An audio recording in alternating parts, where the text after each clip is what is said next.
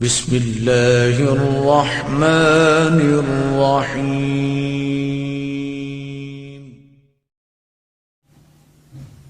تو یہ محمد اور آل محمد علیہ السلام کے جو مصائب ہیں، اور مصائب تو مصائب ہیں، میں نے دیکھا ہے جو بامعرفت حضرات ہیں، جب ہم ان کے فضائل پڑھتے ہیں تو بہت سی آنکھیں اشک بار ہو جاتی ہیں۔ کیوں؟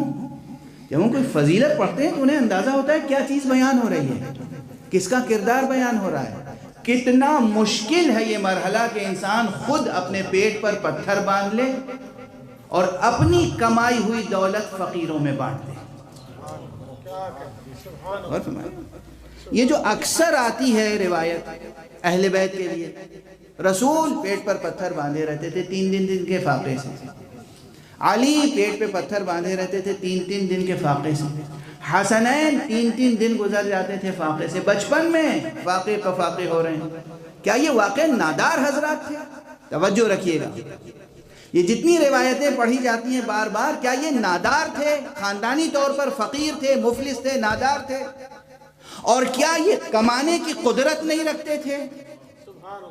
کیا یہ کمانے کی فراست نہیں رکھتے تھے؟ نہ خاندانی طور پر نادار تھے، نہ قدرت نہیں رکھتے تھے، ایسا بھی نہیں ہے، نہ یہ کہ فراست نہیں رکھتے تھے، فراست رکھتے تھے، قدرت رکھتے تھے، خاندانی طور پر غنی تھے، مستغنی تھے، سب کچھ تھے، اپنی دولت فقیروں میں لٹا کر اپنے پیٹ پر پتھر باندھتے تھے۔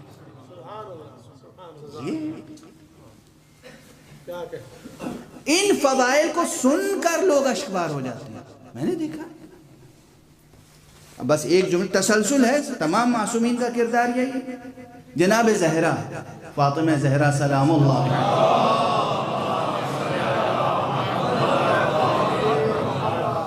یہ جو روایت میں ہے کہ بی بی زہرا کے لیے لے کر حضرت علی علیہ السلام شکوہ گئے، گلا گئے، کس کے پاس؟ رسول کے پاس، کہ چکی پیستے پیستے بی بی کے ہاتھوں میں چھالے پڑ گئے، روٹیاں پکاتے پکاتے بی بی کے ہاتھوں میں چھالے پڑ گئے، گھر کا کام بہت ہے۔ اب ذرا ٹھہریے، روایت سن لیتے ہیں آپ۔ کتنے افراد تھے گھر میں؟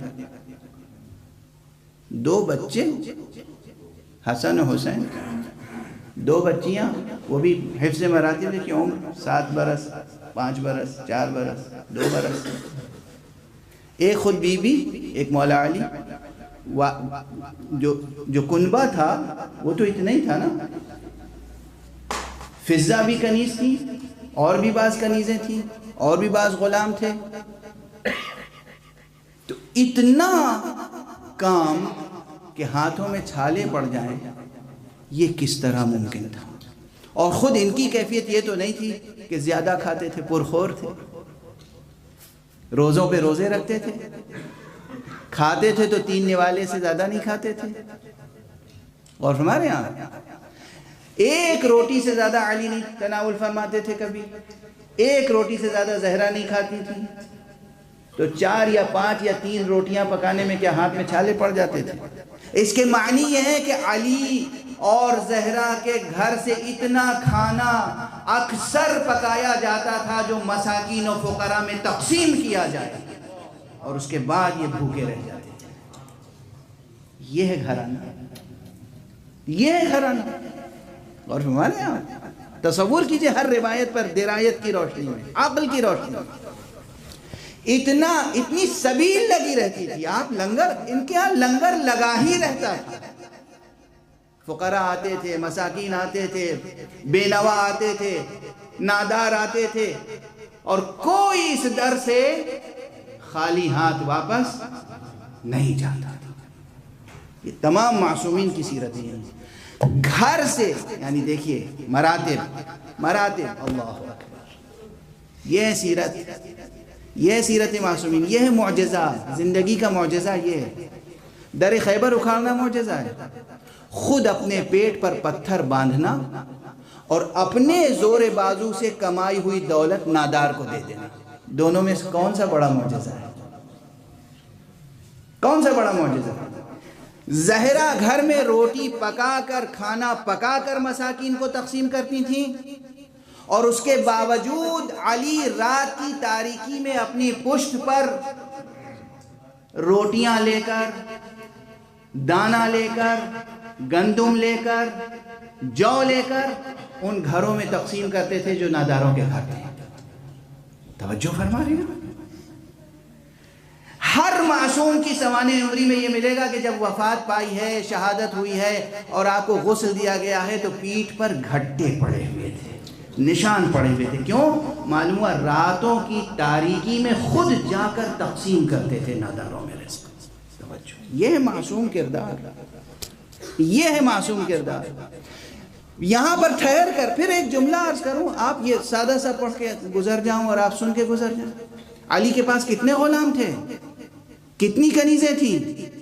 ہمیشہ معصومین کے ہاں غلاموں کنیزوں کی کمی نہیں رہی۔ بہت سے گھر ایسے ہوں گے جہاں کنیزوں سے بھیجا جاتا ہوگا، بہت سے گھر ایسے ہوں گے جہاں غلاموں کے ہاتھ سے بھیجا جاتا ہوگا، بہت سے گھر پھر بھی وہ ہوں گے جہاں خود لے کر جاتے ہیں۔ یہ ہے کرم معصوم۔ اسے کہتے ہیں کہ متن تاریخ میں بین السطور پڑھیے کہ سیرت معصوم کی کیا ہے۔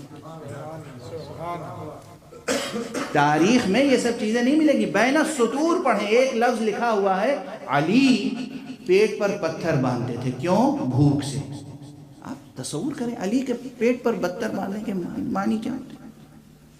نادار تھے، فقیر تھے، کمانا نہیں جانتے تھے، کیا مشکل تھی؟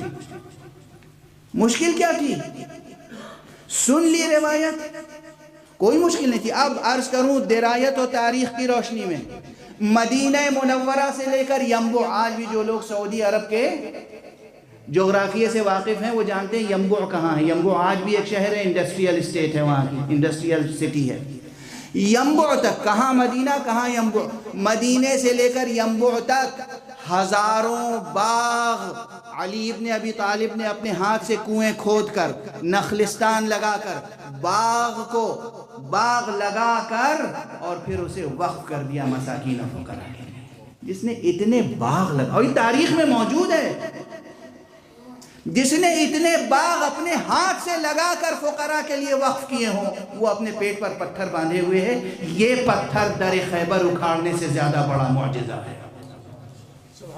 معجزات معصوم، معجزات معصوم، بس